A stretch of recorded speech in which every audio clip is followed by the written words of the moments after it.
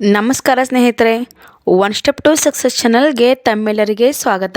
ಸ್ನೇಹಿತರೆ, ಇವತ್ತಿನ ಒಂದು ವಿಡಿಯೋ ಸೆಷನ್ ತುಂಬ ಇಂಪಾರ್ಟೆಂಟ್ ಆಗಿದೆ.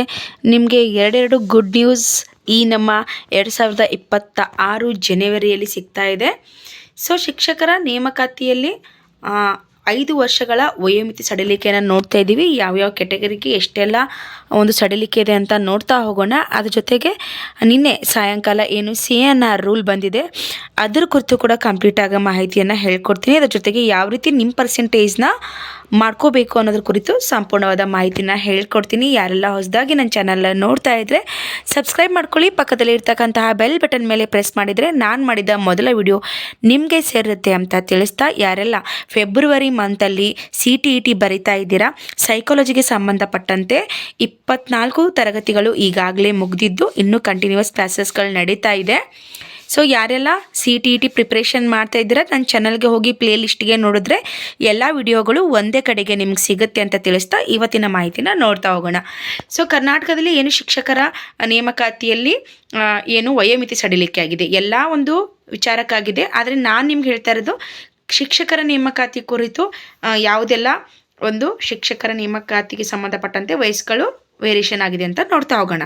ಸೊ ಇದು FDA SDA PDO ಆಗಿರ್ಬೋದು, ಅಲ್ಲಿ ಪೊಲೀಸ್ ಏನು ನೋಟಿಫಿಕೇಷನ್ಸ್ ಆಗುತ್ತೆ ಅಲ್ಲಿ ಬೇರೆ ಆಗುತ್ತೆ.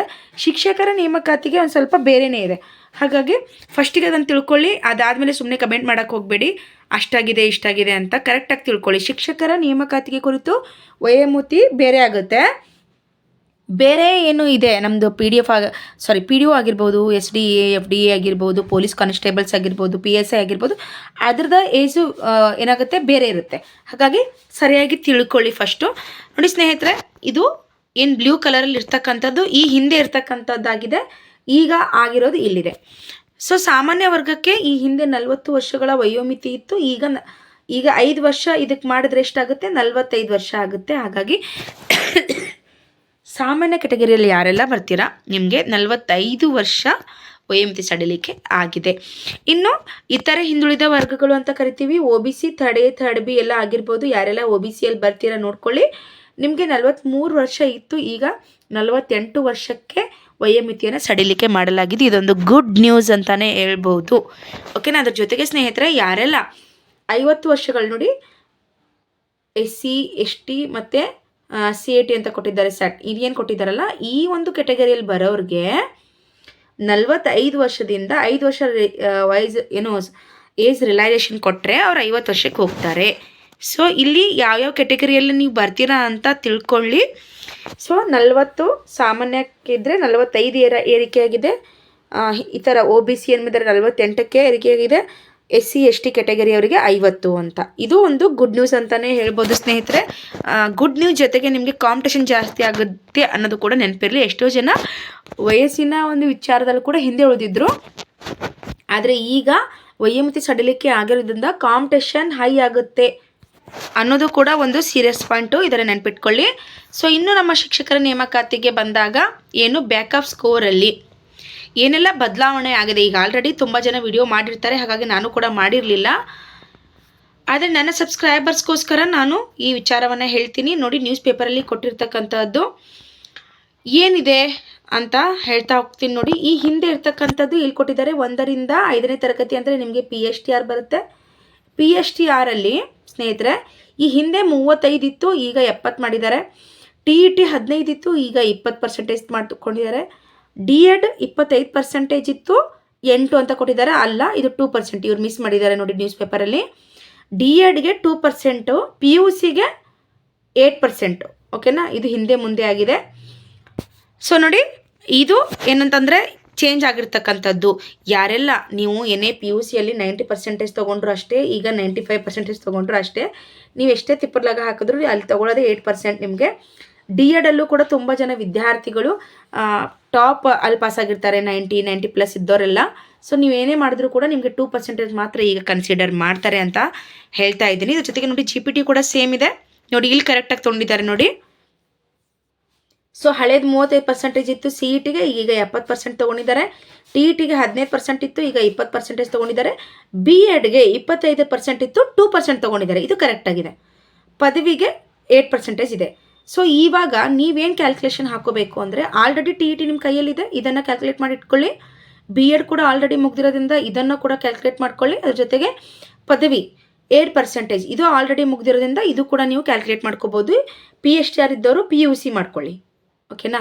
ಇದನ್ನು ನೀವು ಕ್ಯಾಲ್ಕುಲೇಟ್ ಮಾಡಿಕೊಂಡ್ರೆ ಸ್ನೇಹಿತರೆ 70% ಆಗಬೇಕು ಅಂದರೆ ನೀವು CETಯಲ್ಲಿ ಎಷ್ಟು ಪರ್ಸೆಂಟೇಜ್ ತೊಗೊಂಡ್ರೆ ನೀವು ಸೇಫ್ ಝೋನ್ ಅನ್ನೋದು ತುಂಬ ಇಂಪಾರ್ಟೆಂಟ್ ಆಗುತ್ತೆ.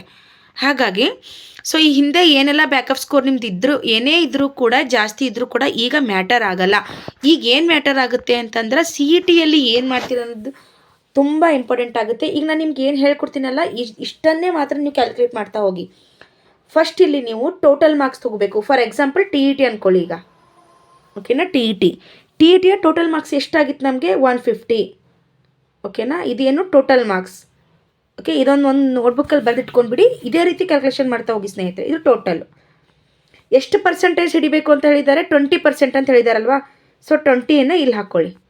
ಈಗ ನೀವು 150ಕ್ಕೆ ಎಷ್ಟು ತೊಗೊಂಡಿದ್ದೀರಾ ಅದು ಇಂಪಾರ್ಟೆಂಟ್. ಇವಾಗ 90 ತೊಗೊಂಡಿದ್ದೀವಿ ಅಂತ ಅಂದ್ಕೊಳ್ಳಿ. ಫಾರ್ ಎಕ್ಸಾಂಪಲ್ 90 ಪಾಸ್ ಔಟಲ್ಲೂ 90 ಅಂತಲೇ ತೊಗೊಳ್ಳೋಣ.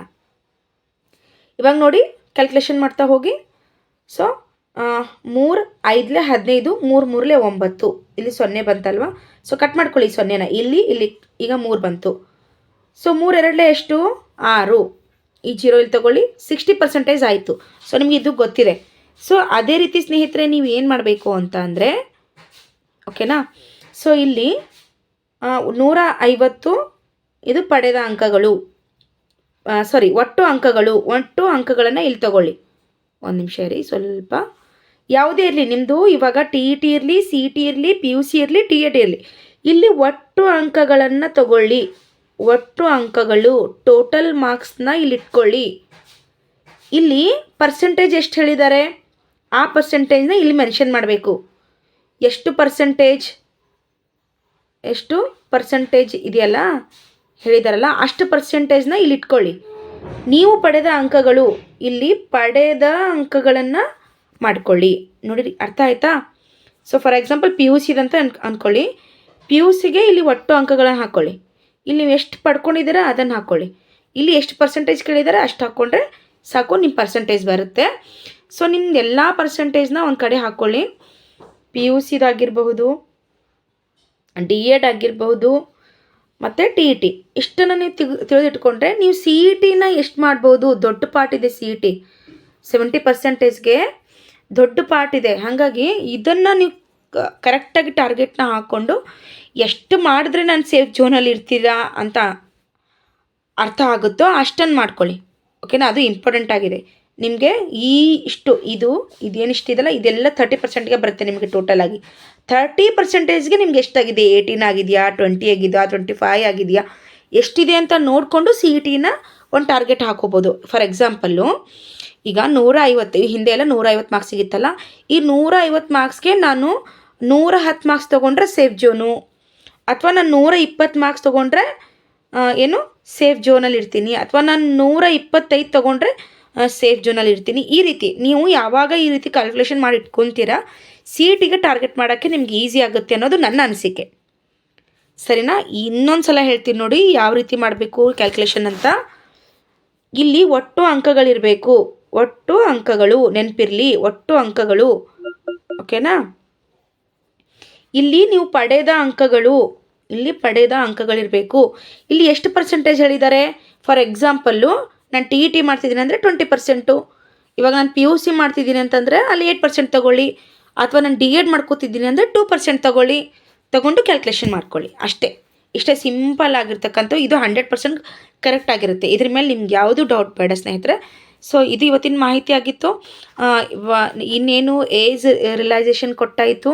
ನಮ್ಮ CNR ರೂಲ್ಗೋಸ್ಕರ ನಾನು ತುಂಬ ಕಾಯ್ತಿದ್ವಿ. ಸೊ ಅದನ್ನು ಹೊರಗಡೆ ಬಂದಂತಾಯಿತು. ಇನ್ನೇನು ರಾಜ್ಯಪಾಲರು ನಮ್ಮ ಒಂದು ಒಳ ಮೀಸಲಾತಿಯ ಕುರಿತು ಕೂಡ ಒಂದು ಕ್ಲಾರಿಟಿ ಕೊಟ್ಟಿದ್ದಾರೆ. 50% ಅಷ್ಟು ಮೀಸಲಾತಿ ಪಡ್ಕೊಂಡು ನೀವು ನೇಮಕಾತಿ ಮಾಡಿಕೊಂಡ್ರೆ ನಮಗೇನು ತೊಂದರೆ ಇಲ್ಲ ಅಂತ ಹೇಳಿದ್ದಾರೆ. ಸೊ ಇದನ್ನು ಕೂಡ 90% ಏನಾಗಿದೆ, ಕ್ಲಿಯರ್ ಆಗಿದೆ ಅಂತ ಹೇಳ್ಬೋದು. ಇನ್ನು ಒಂದು ಏನಿದೆ ಅಂತಂದರೆ ನಮ್ಮ GPT ಬರೆದಂತಹ ಮ್ಯಾರಿಡ್ ವುಮೆನ್ ಕೇಸ್ ಏನಿದೆಯಲ್ಲ, ಸೊ ಅದೊಂದು ಕ್ಲಿಯರ್ ಆಗಬೇಕಾಗಿದೆ. ನೋಡಿ 90% ನಮ್ಮದು ಎಲ್ಲ ಪ್ರಾಬ್ಲಮ್ಸು ಕ್ಲಿಯರ್ ಆಗಿದೆ. ಇನ್ನು 10% ಅದು ಕೂಡ ಆಗುತ್ತೆ. ಯಾಕಂದರೆ ಸರ್ಕಾರದ ಮೇಲೆ ಒತ್ತಡ ಇದೆ. ಅವ್ರು ಮಾಡಲೇಬೇಕು, ಮಾಡಲಿಲ್ಲ ಅಂದರೆ ಹೋರಾಟ ಕಳಿತೀವಿ ಅಂತ ಈಗ ನೀವು ಬೇರೆ ಬೇರೆ ವಿಡಿಯೋಸ್ನ ನೋಡ್ತಾ ಇರ್ತಾರೆ, ನಿಮ್ಗೆ ಗೊತ್ತಿರುತ್ತೆ. ಏನು ಮಾಡ್ತಾರೆ ಅಂದರೆ ಹೋರಾಟ ಮಾಡ್ತಾರೆ. ನೇಮಕಾತಿ ಆಗೋ ಹಾಗೆ ಮಾಡೇ ಮಾಡ್ತಾರೆ, ನೇಮಕಾತಿ ಆಗೇ ಆಗುತ್ತೆ. ಹಾಗಾಗಿ ಸ್ನೇಹಿತರೆ, ನಿಮಗೆ 90% ನಮ್ದು ಏನು ಶಿಕ್ಷಕರ ನೇಮಕಾತಿಗೆ ಗ್ರಹಣ ಇತ್ತೋ ಎಲ್ಲ ಕ್ಲಿಯರ್ ಆಗಿದೆ. ಇನ್ನು 10% ಇದೆ, ಅದು ಕ್ಲಿಯರ್ ಆಯಿತು ಅಂದರೆ ಸಾರಿ, ಒಂದೇ ಒಂದು ದಿನದಲ್ಲಿ ಕೂಡ ನೋಟಿಫಿಕೇಷನ್ ಆಗ್ಬೋದು, ಸ್ಪೆಷಲಿ ನಮ್ಮ ಕಲ್ಯಾಣ ಕರ್ನಾಟಕ ವಿಭಾಗಕ್ಕೆ.